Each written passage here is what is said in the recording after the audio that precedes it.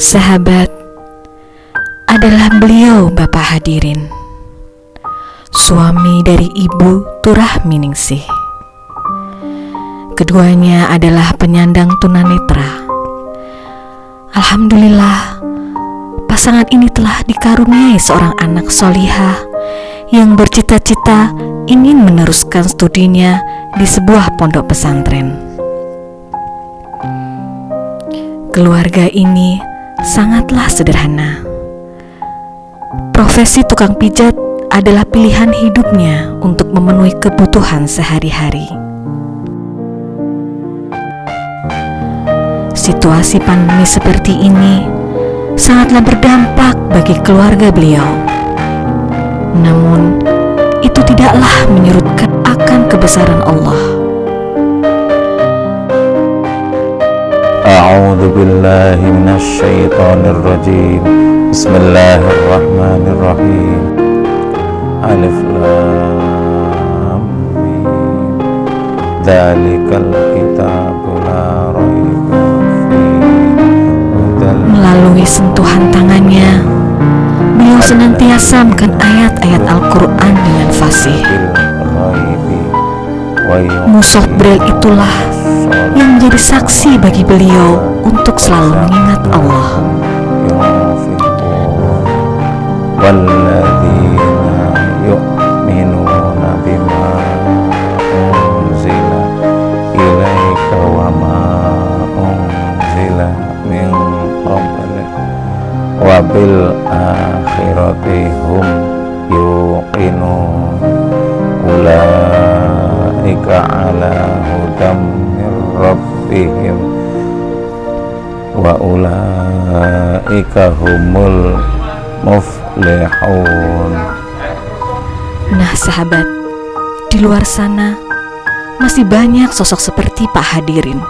Mari kita bantu menguatkan ruhiyah mereka menghadapi situasi ini melalui sedekah Al-Quran Braille, buku keisaman Braille, dan Iqra Braille yang akan ditebar di seluruh Indonesia. Tunjukkan kepedulianmu melalui rekening Gudang Zakat Al-Khairat.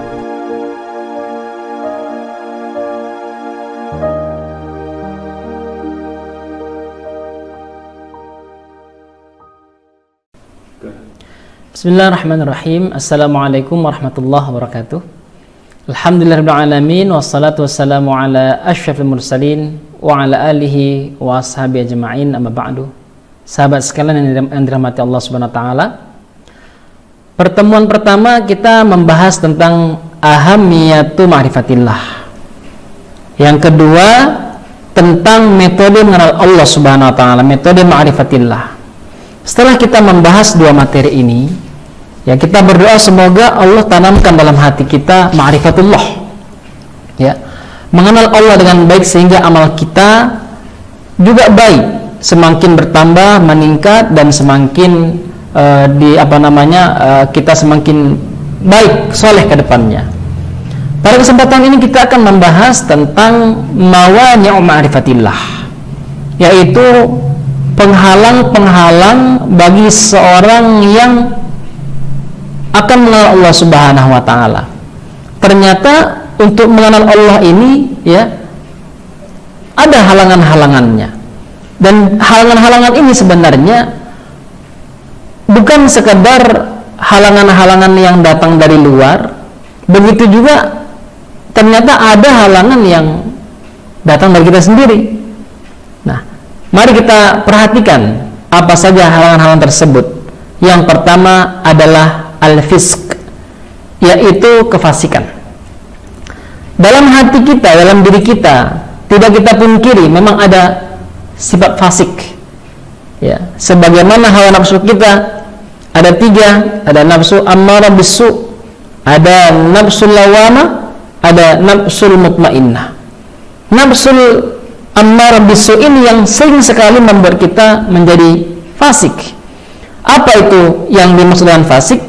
Yaitu orang yang senantiasa melanggar perintah Allah Subhanahu wa taala dan mengerjakan larangannya, yang dia sangat bahagia jika bergelimang kemaksiatan, senantiasa berbuat kerusakan, ya, dan mereka hanya memikirkan kehidupan duniawi saja, tidak takut ya akan hal-hal yang akan terjadi setelah mereka mati nanti. Padahal banyak teks Al-Quran dan Al-Hadis yang menerangkan bahwa kehidupan yang sebenarnya adalah kehidupan setelah kematian. Mereka disibukkan oleh harta-harta, dunia-dunia, anak cucu, ya.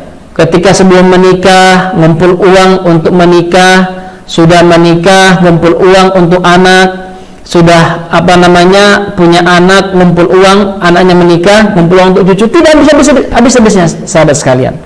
Oleh karena itu kita berlindung kepada Allah daripada sifat yang seperti ini.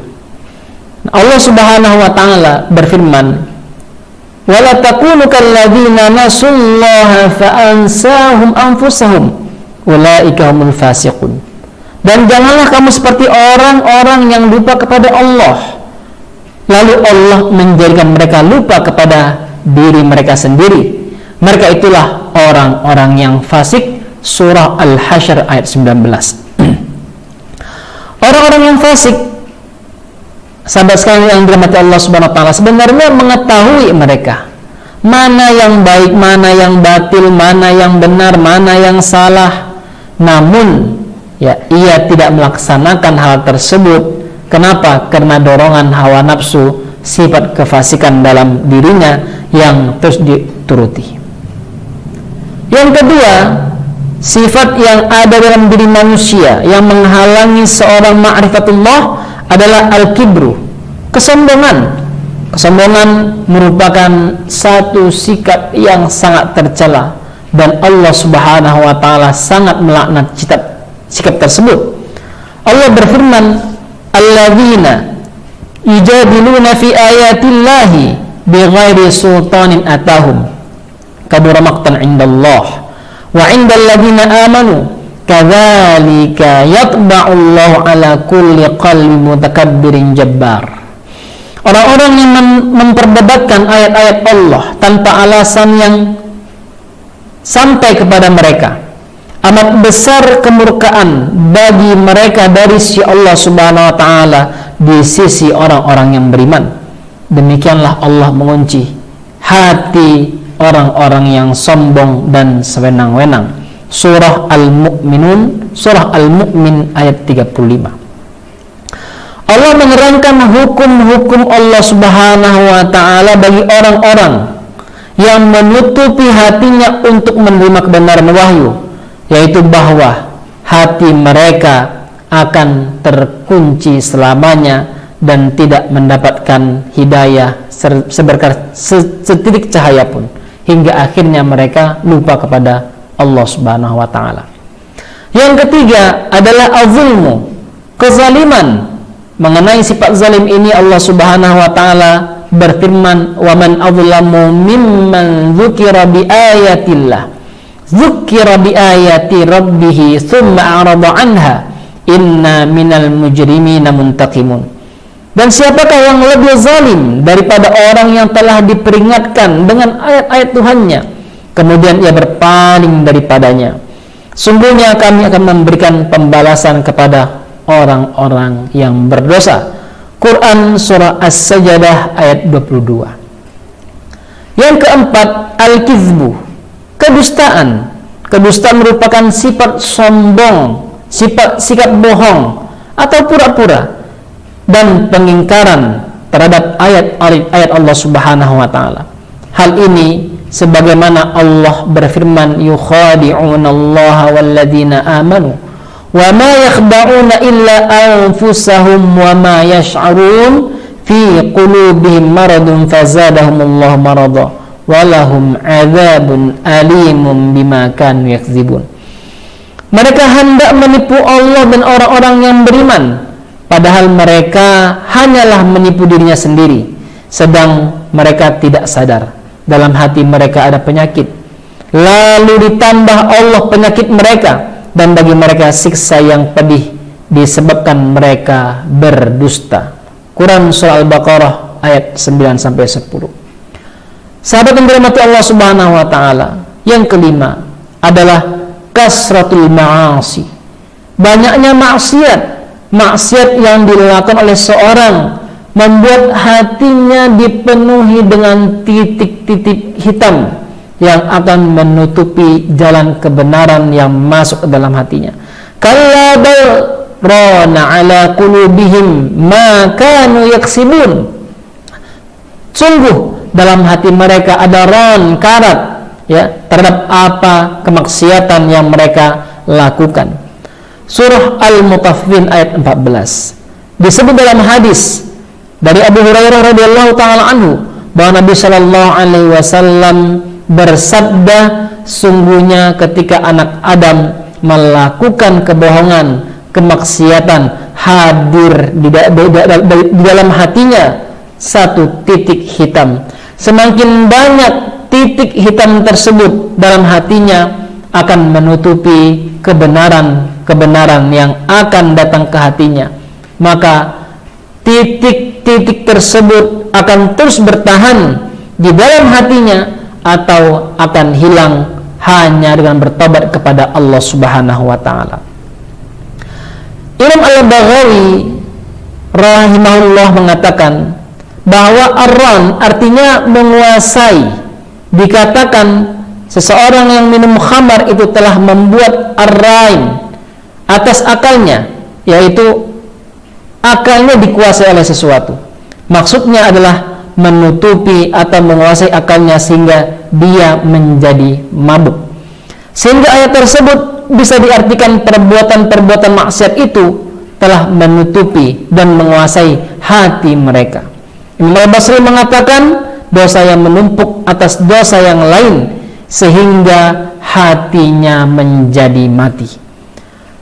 Sahabat sekalian, maka berdasarkan ayat-ayat yang tadi kita sebutkan, jelaslah bahwa orang yang melakukan maksiat pasti akan terhalang dari ma'rifatullah. Ini bagian pertama, yaitu maradun nafsi, yaitu dalam diri manusia. Yang kedua ada namanya maradus syubhah, penyakit karena adanya syubhat. Apa saja itu syubhatnya? Yang pertama adalah al-jahlu, yaitu kebodohan, kejahilian, yakni tidak mau memikirkan ayat-ayat Allah Subhanahu wa taala. Dia merasa semuanya biasa, tak mau dia memikirkan ayat-ayat Allah Subhanahu wa taala. Baik itu ayat yang qauliyah, ya, baca Al-Qur'an tidak dimaknai. Kalau ada orang baca Al-Qur'an tidak dimaknai, Al-Quran itu bisa jadi tidak bermanfaat. Maka apa menurut Anda ketika seorang tidak mau membaca Al-Quran, bahkan tidak bisa membaca Al-Quran 60 tahun, 50 tahun, 70 tahun hidup, tetapi ketika mati belum mampu membaca Al-Quran? Ayat kauliyah yang tersurat atau ayat kauniyah yang tersirat di alam semesta tidak mampu dibacanya, tidak mau, bahkan tidak mau dibacanya. Kenapa? Karena ada kebodohan dalam dirinya.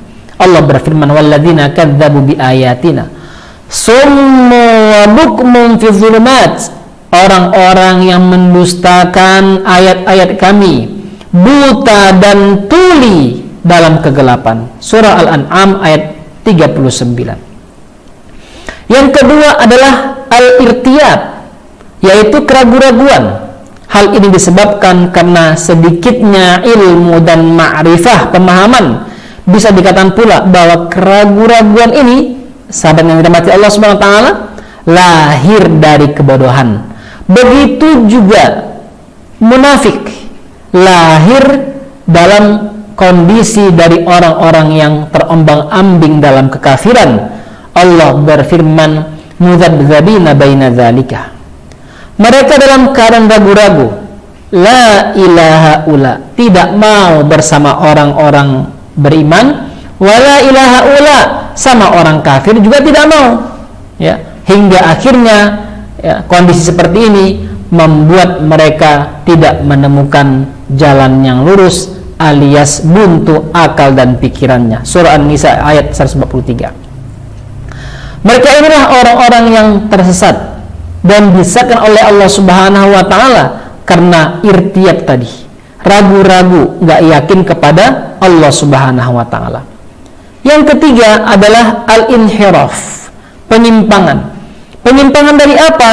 Manakala manusia tidak mau berpegang teguh dengan ayat-ayat Allah dan sunnah-sunnah Rasulullah SAW. Dia tidak menganggap syariat itu penting. Dia tidak menganggap Al-Quran itu penting. Yang penting adalah bagaimana saya biasa hidup tenang, hidup senang, hidup bahagia, semua kebutuhan terpenuhi. Apa bedanya jika demikian kehidupan kita dengan kehidupan makhluk selain manusia? Allah berfirman, "Fabima naqdihim mitsaqahum la'annahum wa ja'alna qulubahum qasiyah yuharrifuna al-kalima 'an mawadhi'ihi wa nasu hazzan mimma dzukiru bihi wa la tazalu tattali'u 'ala kha'inatin minhum illa qalilan minhum fa'fu 'anhum wasfah innallaha yuhibbul muhsinin." Karena mereka melanggar janjinya, kami kutuk mereka dan kami jadikan hati mereka keras membatu.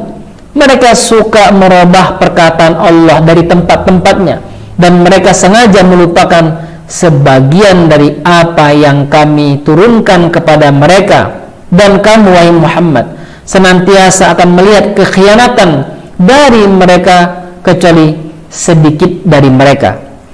Maka maafkanlah mereka dan berikanlah mereka, sungguhnya Allah menyukai orang-orang yang berbuat baik. Surah Al-Maidah ayat 13. Yang keempat, al-ghaflah, kelalaian. Ya, dalam poin pertama tadi telah disebutkan bahwa jika manusia tidak menggunakan potensi dirinya untuk memahami ayat-ayat Allah Subhanahu wa taala, artinya jahil, ya, bodoh, maka mereka akan terhalang dalam mengenal Allah Subhanahu wa taala. Hal ini karena kebodohan mereka itu membuat mereka lalai, ya, dan lengah. Mereka tidak mau untuk bersungguh-sungguh dalam mentaati Allah Subhanahu wa taala. Kehidupannya penuh dengan kelalaian. Ya'lamuna zahiran minal hayatid dunya wa hum 'anil akhirati hum ghafilun. Mereka hanya mengetahui perkara-perkara duniawi saja, tetapi terhadap perkara akhirat mereka melupakannya. Senang dengan duduk orang-orang yang lalai, senang duduk bersama orang-orang yang tidak mengenal Allah, bahkan yang memusuhi Allah Subhanahu wa taala, hingga akhirnya mereka dipalingkan dari beramal soleh dan tidak ada amalan yang mereka kerjakan kecuali semuanya untuk menunjukkan penentangan mereka kepada Allah Subhanahu wa taala. Maka dua hal ini, ya, penyakit, ya, mawani', halangan yang pertama dari diri manusia, dan yang kedua syubhat-syubhat yang ada, harus kita fahami dengan baik, memahami mawani' ini dengan baik, dan berupaya menghindarkannya menjadi salah satu bukti kita ingin ma'rifatullah. Demikian yang dapat saya sampaikan, kurang lebihnya saya mohon maaf. Aqulu qouli hadza wa astaghfirullahaladzim. Assalamualaikum warahmatullahi wabarakatuh.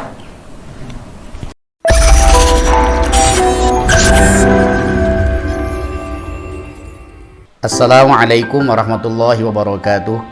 Alhamdulillah wa syukrulillah wa la haula wa la quwata illa billah wa ba'du. Sahabat semuanya, Indonesia dikenal sebagai salah satu negara yang penduduknya terbesar di bumi ini. Sebagian besar penduduk Indonesia menganut agama Islam, sehingga Indonesia dikenal sebagai negara muslim terbesar. Sebagai negara muslim terbesar, tentunya Indonesia memiliki banyak potensi dari konsekuensi ajaran Islam yang dianut oleh mayoritas penduduknya. Salah satu potensi yang terbesar yang dimiliki oleh Indonesia itu adalah potensi zakat, yang menurut penelitian potensi zakat di Indonesia itu sekitar 230 triliun rupiah. Hanya sangat disayangkan, berdasarkan laporan dari berbagai lembaga zakat yang ada di Indonesia, ternyata zakat yang baru terserap sekarang hanya sekitar 3,5% dari potensi yang dimiliki. Ini tentunya sangat disayangkan oleh kita semuanya. Berdasarkan penelitian pun, banyak alasan yang melatar belakangi mengapa zakat ini belum termaksimalkan.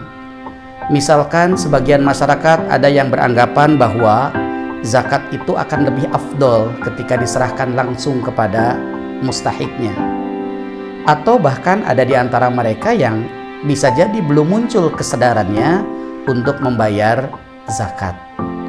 Padahal kalau kesadaran masyarakat Indonesia, ya, kesadaran Muslim Indonesia terhadap zakat ini tumbuh, maka potensi zakat ini bisa menjadi potensi yang sangat besar untuk memberdayakan masyarakat Indonesia itu sendiri. Nah, lembaga zakat yang ada itu tentunya memberikan jalan kepada kaum muslimin di Indonesia agar zakat-zakat yang mereka keluarkan lebih berdaya guna. Saya, Dudi Muhammad Rosyadi, sebagai Ketua IKADI Kota Yogyakarta, selama ini sudah bekerja sama dengan salah satu lembaga zakat yang ada di Kota Yogyakarta, yaitu Gudang Zakat Al-Khairat.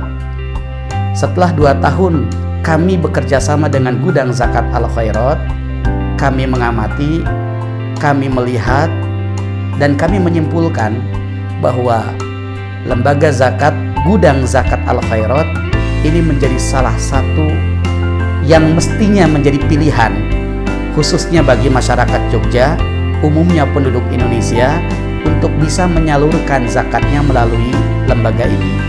Insya Allah lembaga ini lembaga yang amanah, lembaga yang produktif di dalam menyalurkan zakatnya, menyalurkan hasil-hasil zakat yang terhimpunnya, sehingga pemberdayaan masyarakat lebih bisa dirasakan baik oleh oleh muzaki, ya, baik oleh muzaki maupun oleh masyarakat semuanya. Karena itu saya menghimbau kepada sahabat semuanya, mari kita bersama-sama menyalurkan zakat, kewajiban zakat kita melalui lembaga zakat Al-Khairat ini. Terima kasih. Assalamualaikum warahmatullahi wabarakatuh.